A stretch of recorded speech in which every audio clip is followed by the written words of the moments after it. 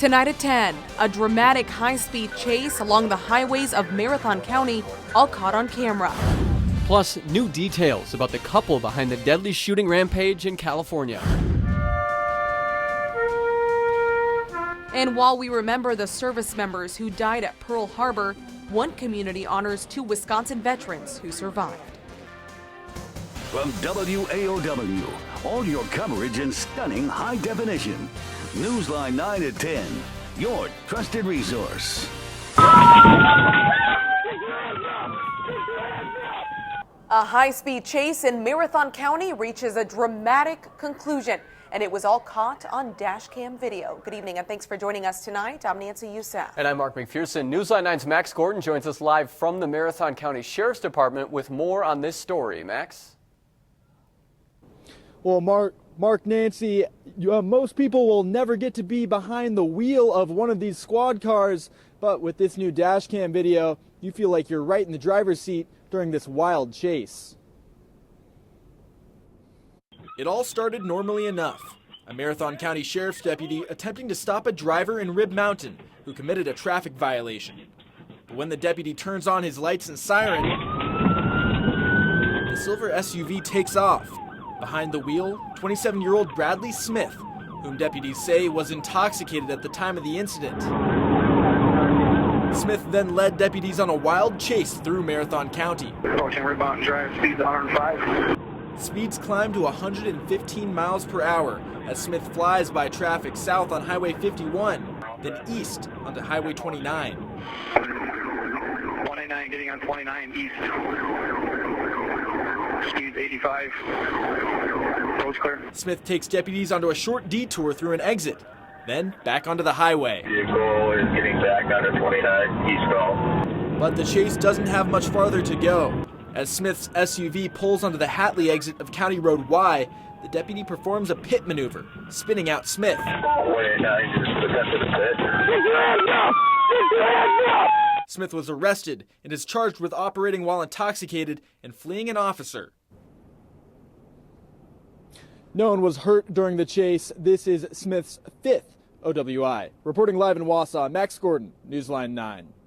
All right, thank you, Max. Allegations of teens being mistreated at a juvenile detention center in north central Wisconsin has led to an investigation. It's happening at the Lincoln Hills and Copper Lake School in Irma. The State Department of Justice has been investigating the facility since January over a culture of staff mistreatment of youth. The Department of Corrections says the staff connected to the allegations have been put on leave. They say as recent as last week, a juvenile suffered serious physical injuries after being assaulted by a youth counselor. A new administrator and superintendent have been appointed. The center told us no one would be available to answer any questions. In a statement this afternoon, the Department of Justice said this is an ongoing investigation and there isn't anything they're able to share with us at this time. It's not often when I get in my car at 2 in the afternoon, it's that much fog. Yeah, exactly. And it's actually still very mild out there, Tony. You know, that's right. Here's another example of how mild it's been this late fall, early winter season. One of our viewers, Mike Curtis, sent in this great photo. They were out kayaking this afternoon on Lake Dubay, and he said this is very unusual. Usually Lake Dubay has ice on it this time of the year, so there you go, nice and peaceful. Downtown Wausau, looking with our 3rd Street Lifestyle Center camera, showing just a quiet December evening, a few clouds out there, but the fog isn't bad tonight. Visibility is roughly 5 to 8 miles across most of north central Wisconsin. So that is good news indeed, not as foggy as last night. But some clouds linger across the region. They're just kind of moving in from west to east across the area. Temperatures in the 30s yet, 37 in town and also in Plover. We'll hit 32 overnight. I'll tell you about some rain coming up, though, when I come back in Maine weather. Learning new details about the husband and wife killers responsible for the terror attack in California that took the lives of 14 people. The FBI is saying both were radicalized. And community members are still grieving. They held another candlelight vigil for the victims tonight. ABC's Lauren Lister has the latest.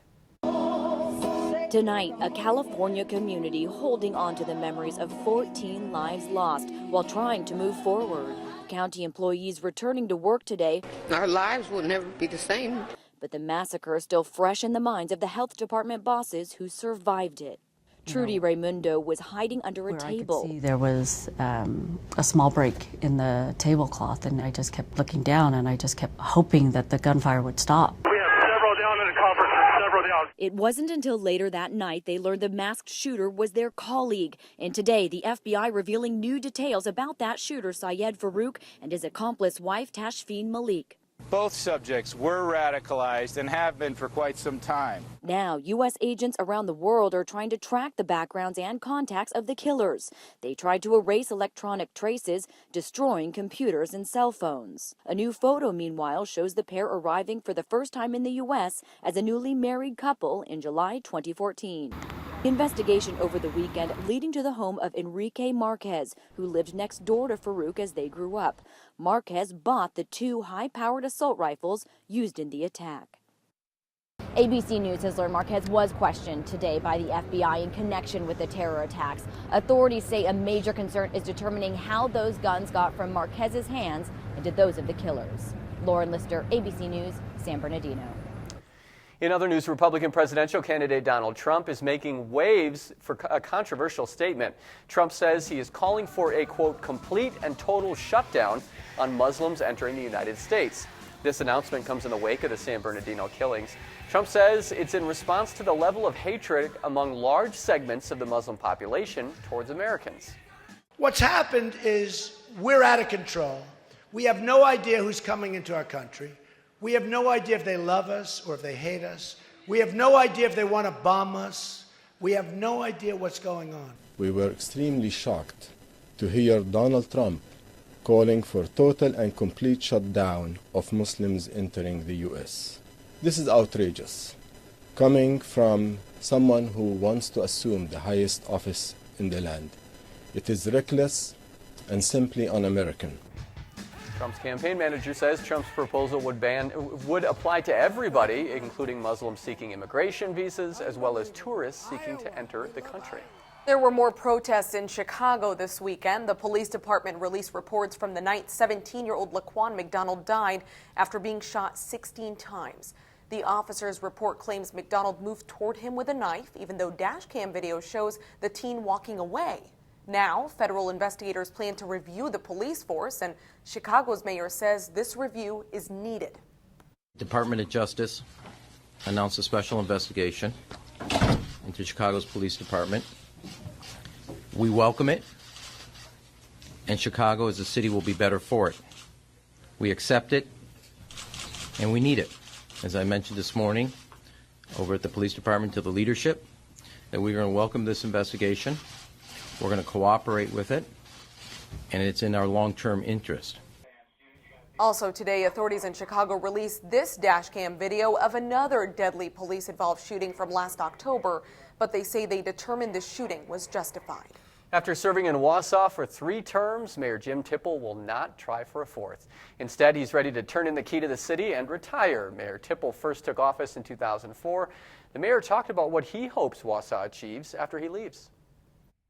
There's a lot of things that I want to do, and I want to do a little more traveling in my life, and so it comes to a decision point. This is very, very hard to walk away from, but I think, in the end, it's the right thing for me to do.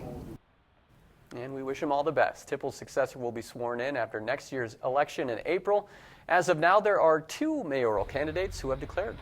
Students from several local schools in Milwaukee took part in a holiday celebration today.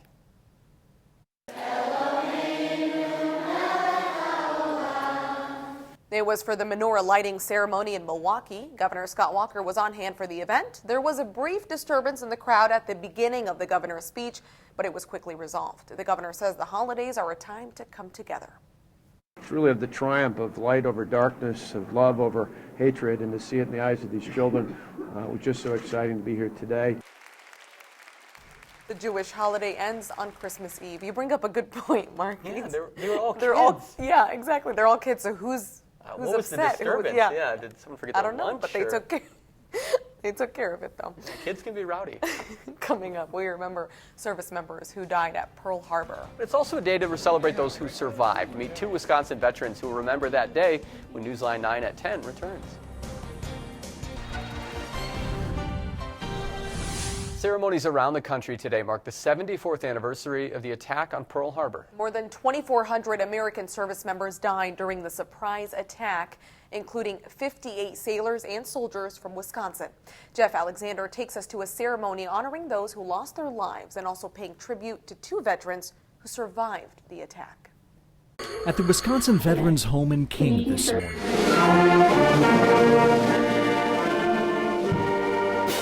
The blood and sacrifice. Raymond Nasser, Navy, Oshkosh. From one of the darkest days in American history is remembered and honored. In attendance at today's ceremony, 95-year-old Clyde Stevenson from Appleton and 93-year-old King resident Chuck Davis, both Pearl Harbor survivors. You may recall we traveled with Clyde and Chuck and 17 other Wisconsin Pearl Harbor survivors back to Hawaii in 2012 on a special Old Glory honor flight. To honor his father today, Jay Davis spoke about Chuck's heroic efforts on December 7th, 1941. During the bombing of Pearl Harbor, he dove into an ocean that was aflame in a valiant attempt to save one of his fellow seamen. He also manned one of the deck-mounted machine guns and attempted to shoot down a Japanese warplane. Clyde Stevenson, meanwhile, served aboard the USS California and uses every Pearl Harbor anniversary to pay tribute to his best friend who lost his life that day. Earl and I had come back on vacation about 2 months before the attack. Our ship was in San Francisco getting some work done on it. Earl Wallen, a Marine from Green Bay, was a friend of Clyde's. That's just not a name, that's someone who was a real person who had a real impact. Which is why Governor Walker and others say Pearl Harbor and the service and sacrifice of past and present military service members must never be forgotten. Bringing that to everybody's memory reminds us that yes, that was 74 years ago, but if you turn the TV on today, you're going to see images where we're still a country at war, and we're still fighting and defending for those freedoms that we cherish.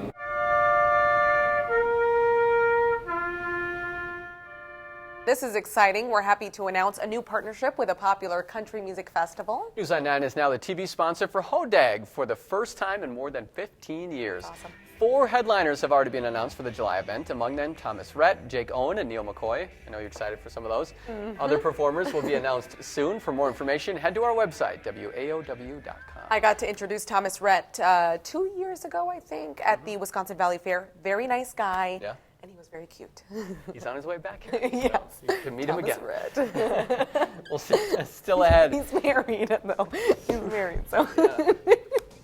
Have to Google Thomas Rhett when we get there. Still ahead, the Green and Gold give back, sending Packers gear to children in Central America. I'm getting very hot right now. You are. You're flushed right now. Plus, a lack of liquor licenses is causing a potential problem for Titletown development. More on the new bill aimed to help out the Packers next.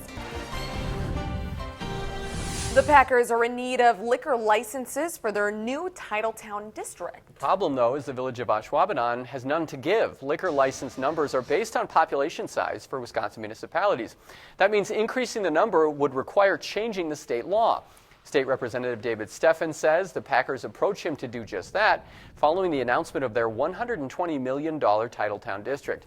He's working on a bill that gives 2 extra liquor licenses to municipalities with an economic development project in the works costing upwards of $20 million. There's parts of it that may not ever come to fruition unless we address this liquor license issue. Essentially, any restaurant, any type of sports bar, any type of opportunity like that within the Titletown district, unless the village has a liquor license to offer them, it just won't be built. The Brown County Tavern League had not heard of the bill before today. In a statement, the Packers called the bill, quote, an eye to the future and potential needs that may exist in their Titletown district. The Green Bay Packers are lending a helping hand to students in Nicaragua. A Stevens Point group called the Wisconsin-Nicaragua Partners got a special gift last week from the Packers, a set of footballs and shirts. It all started with just one volunteer in a letter to the Packers.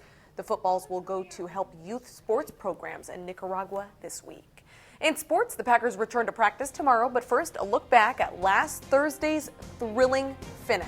Plus, the Badgers football team has a pretty empty resume so far. Does Wisconsin need to finish with a marquee win? Sports Director Brandon Kinnard is in next.